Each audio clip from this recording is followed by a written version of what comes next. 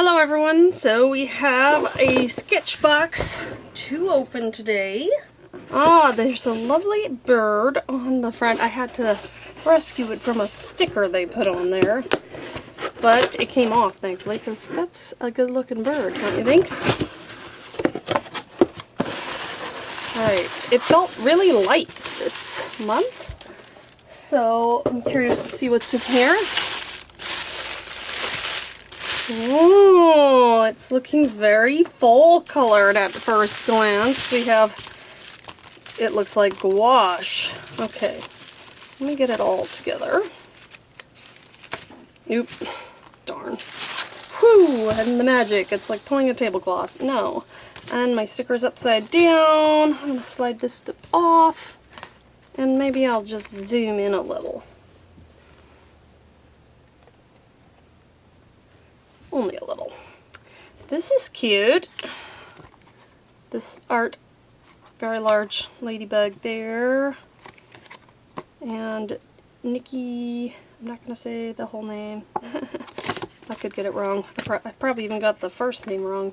I'm wondering if this is toned because that is kind of a beige looking color. So it's an autumn gouache, and we of course have the premium box. And, okay, the prompt is autumn. So, let me see if I can fit this in frame here. Yay! Alright, we want to look at the substrate here, our surface.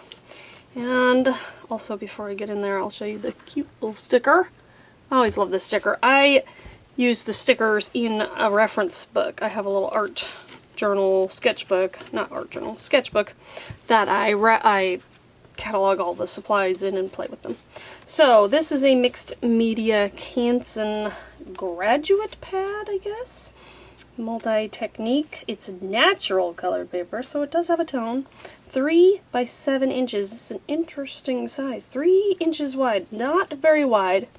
135 pound or 220 grams per meter squared. I don't know why I was saying that so stiltedly. Okay, and where's the first page? Oop, it just came off so easily there. I need some water too, I think. So we have our cute little, nice. And let's see, let's look at the, ooh, it's Holbein Artist Gouache. We've had Holbein Artist Gouache in the past, and these are very different colors because it was more of a spring, I think it was a May box, and I loved those. So I probably have some white already, maybe, but I don't have any of these colors. And I haven't done a whole lot with gouache, but I'm excited to try some more. So we have 4 in this premium box. We have Elm Green, Iron Oxide Red, Gardenia Yellow, and of course the white I already mentioned. And then I'm holding this brush here, Sketchbox Signature Filbert brush in a size 6. I don't know if I've ever gotten a size 6 filbert before. I did a deep dive into the brushes, but I didn't have a lot of interest, or at least nobody said they wanted to see it, so I didn't ever film a video of it. But I did do, like, I cataloged maybe a year or two's worth of all the different brushes we got, and in some boxes it wasn't necessarily a brush, it was more of like this thing, or I think there might have been a 1 or 2 where there wasn't a brush at all. But yeah, so I do have, I don't even know if I kept the paper, but I have the reference book that I mentioned where I can look back on some of the things. I like this. This feels pretty sleek. It's very soft, so I don't know. It doesn't feel super firm, but it also doesn't feel too soft like a watercolor brush, so we'll see how it works. I do need to get some water out though for that. And let's open up this too. We have the Archer and Olive acrylograph pen in a 0.7mm, and this is crimson.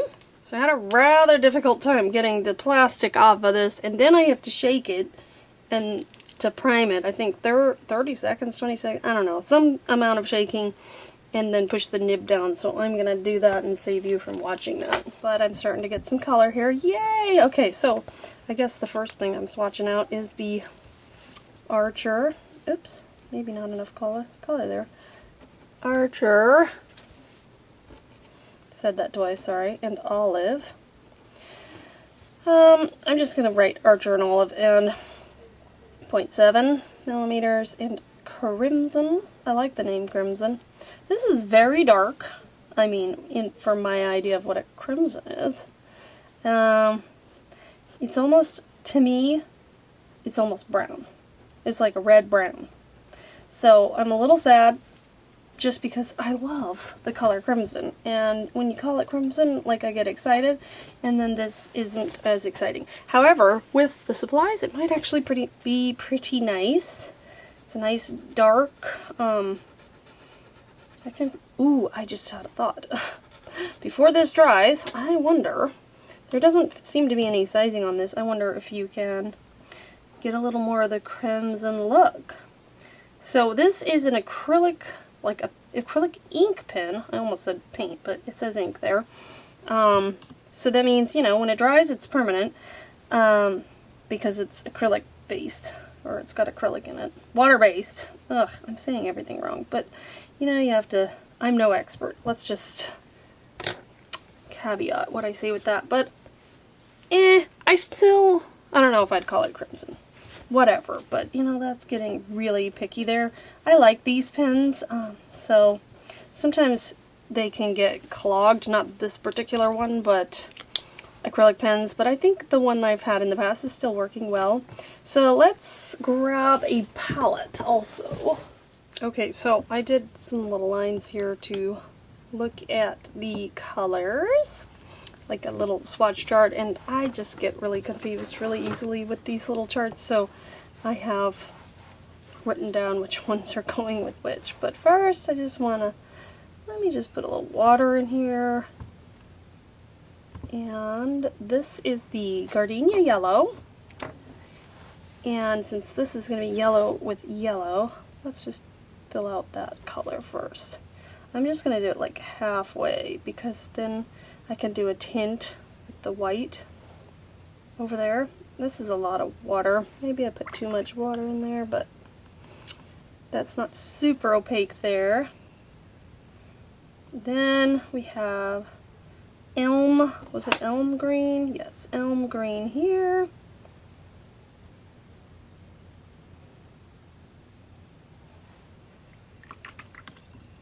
And the iron oxide red, which I'm just going to go in with just, which I'm calling RR, red. It's not very red, but it's a beautiful, look at those beautiful, I don't know if the camera's showing it, they're very beautiful for fall colors. So this is the September box, I guess that makes sense. Now, yellow and red, let's do that right here. See if I can pick some of that up. I feel like it's got a little too much red in there. You can't even see what I'm doing, sorry.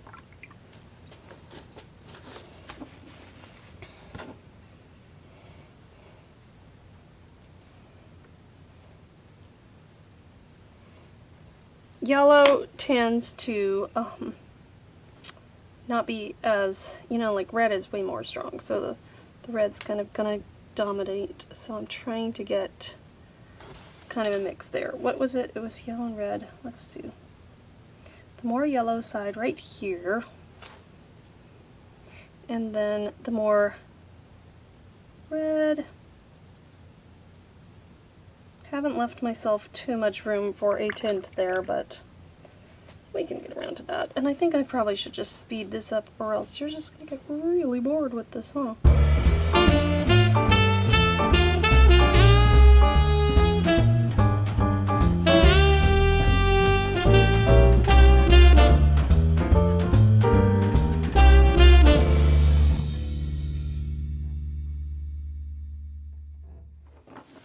Alright, I've done a little swatch chart here, sort of. I added some whites on that side.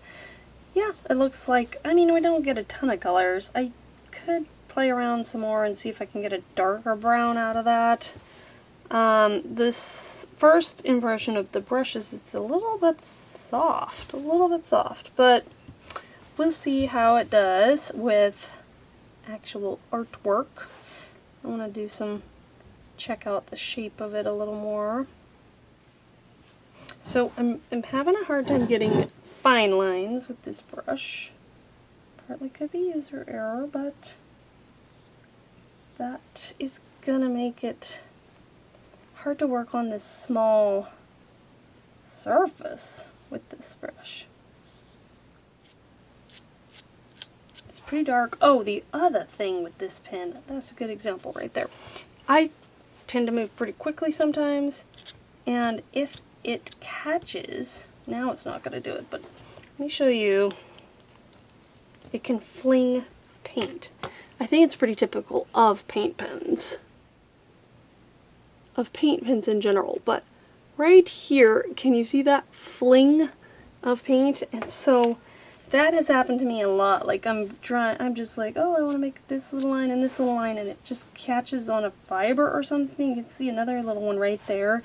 So I suppose maybe if you don't fling things around, that's not going to happen.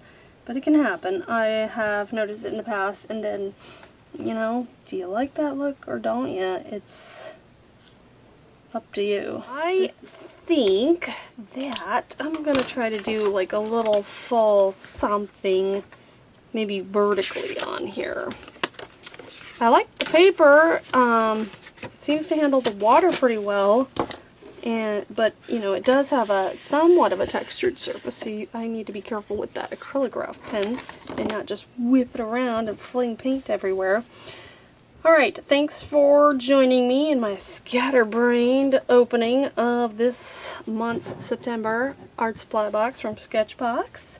And I hope you'll stay and see what I do with this. And as always, I thank you for watching, I said that, and have a wonderful and creative day.